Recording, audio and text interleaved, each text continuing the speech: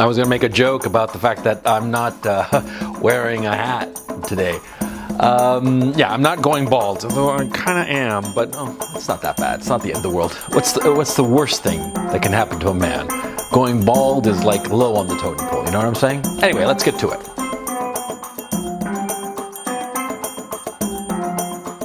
Talking up your book is a term that comes from trading and investing. It's when a trader starts saying that the trade that he has made is like going to be a cropper, you know, it's going to make a lot of money. Okay, it's not that blatant and bald, of course. It's usually phrased as follows. See, like, say you are a trader and you think that, I don't know, Ford Motor Company is going to go up in price because, you know, they figure that it has strong sales because of, I don't know, a hurricane wiped out all the cars in the South. I'm just making something up, right? So you say to people, oh, I'm going into Ford because I think that the price of Ford stock is going to rise because, you know, there are no more cars in the south of the United States, and so somebody's got to buy cars, and so they're going to buy Ford cars, and it's going to go up, right? Now, traders do this all the time, and they do it especially when they're insecure about their trade, okay? Think about it. It seems perfectly reasonable. If you are absolutely 100% convinced that a stock, a bond, or whatever is going to go up or down in price, and you've bet that way, of course, then if you're 100% certain, you're not really going to talk about it. You're going to keep it to yourself, right? But if you're not sure, you're going to start telling people about it. You're going to be talking up your book. You're going to be talking up your book, and it's sort of like you're trying to convince them that you made the right decision, but the person you're really trying to convince is yourself. A guy I knew decades ago, he told me never talk up your book, because if you ever talking up your book, it means that you're not sure about your decision. And never make a decision if you're unsure about it. When there is doubt, there is no doubt. Okay? It's stood me in good stead, this notion of never talking up my book, and if I ever feel the urge to talk up my book, to stop and start to reconsider my decision. You see, because it's not just, of course, trading. Trading is just one of the arenas in life where you make decisions. There are myriad other arenas in life that you make decisions. Who you marry, who your friends are, where you live, all the rest of it. You make decisions, all kinds of decisions, thinking, of course, at the time that you make that decision that it's the best course of action.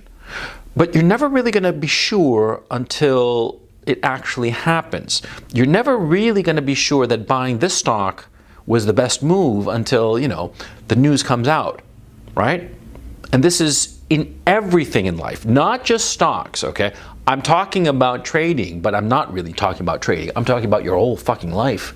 There are lots of times when you make decisions and you don't know the outcome. That's natural. Most of our decisions, we don't know the outcome.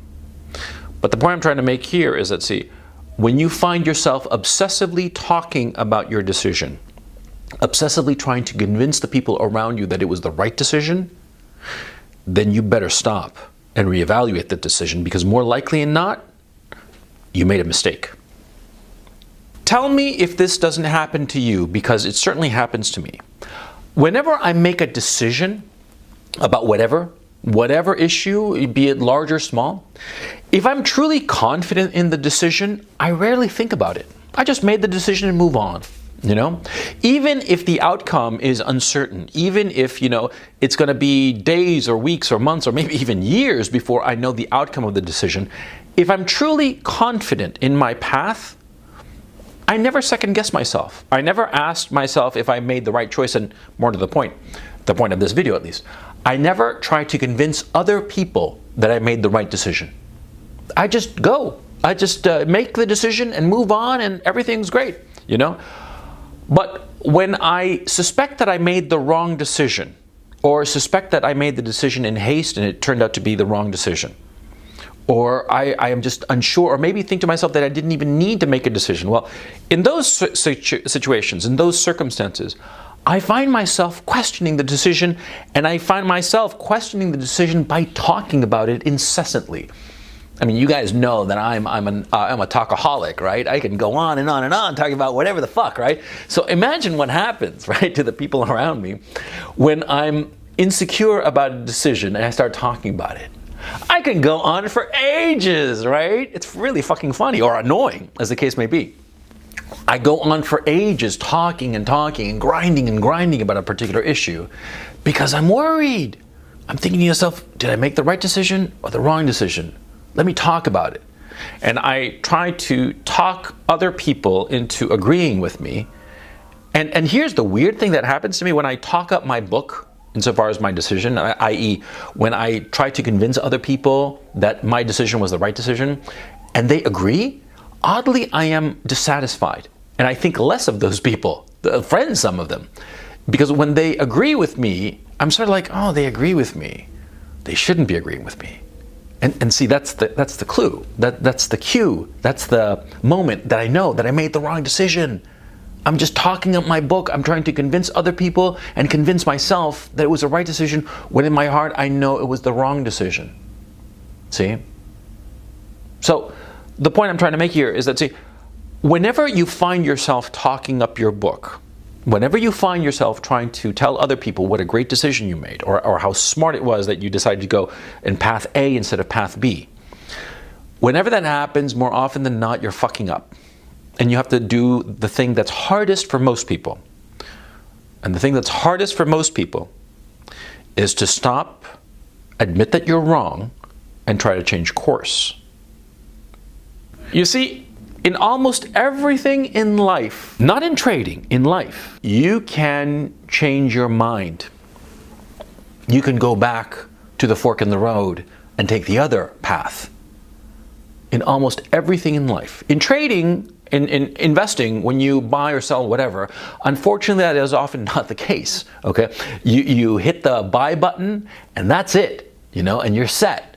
It's very rare that you're in a trading position where you can sort of like backtrack and come out zero. But in most of life, you can. That's the wonder of life, okay? In most of life, you can change your mind, backtrack on your decision, and take the alternate path. When you are unsure of a decision, when you feel that you have gone down path A, and you realize that no, you should have gone to path B, well then stop. Stop talking up your book, stop spreading bullshit to others, and most importantly to yourself, and change the decision. Walk back, go to the fork in the road, take path B. You see what I'm saying? Don't be afraid of changing your mind. And don't feel yourself locked into a decision. Because you've been telling other people about your decision that you decided to take path A, and you've been saying that path A is so great, so wonderful, so this and that, the other. And so a lot of times what happens to everybody is that we find ourselves too embarrassed to change. Now, don't let that happen to you. Do not let that happen to you. Okay? When you realize that you've made a wrong decision, even if you've told everybody, well, you're just going to have to suck it up and just be embarrassed and say, yeah, I told you that I took path A and that path A was great, but it turned out that wasn't such a great path, so I decided to take path B. You see what I'm saying? Don't feel locked in just because you were talking up your book. Just because you were telling everybody, trying to convince everybody, and by way of convincing them, convincing yourself, that the choice you made was the right choice, if you realize it's the wrong choice.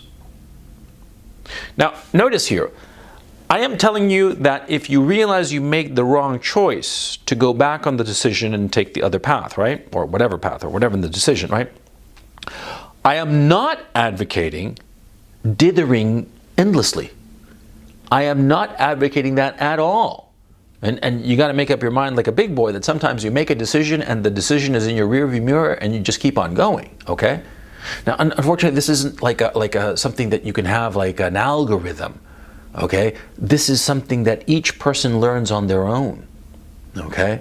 When to sort of like try to go back and go on the different path, on path B, and when to keep on path A because the fork in the road is so far behind you that there's no way you can get back.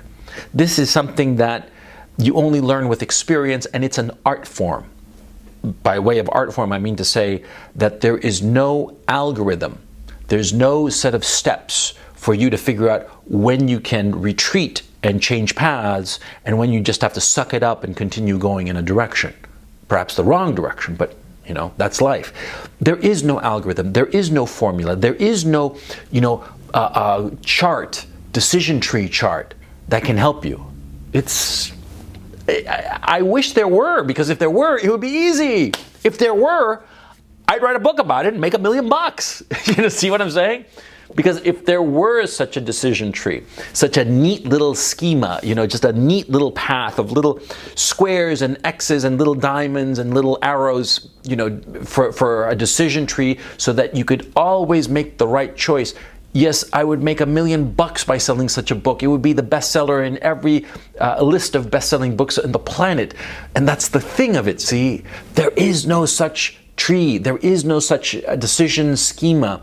There is no way other than by your own experience to figure out which is which. That's unfortunate, but you know, that's life, okay? Now, a final note on this issue of talking up your book. Don't confuse enthusiasm with rationalization. Because that's what we've been talking about. When I say talking up your book and trying to convince others, and by way of convincing others, convincing yourself, we're really talking about rationalizing your decisions, right? Right. Now see, rationalizing is something that you don't want, but don't confuse your enthusiasm for it. You see what I'm saying? I mean, you find yourself watching yourself, like examining yourself from the outside, and you notice one day that you're talking to your buddy John Smith, and you were going on and on and on about a decision and how excited you were and all the rest of it, and then later you might think to yourself, hey, was I talking up my book? Was I trying to, you know, buy my own brand of bullshit? No, relax, okay? If you're excited about a course of action you're taking or a decision you made, it's perfectly healthy to be exuberant about it and telling people about it, okay?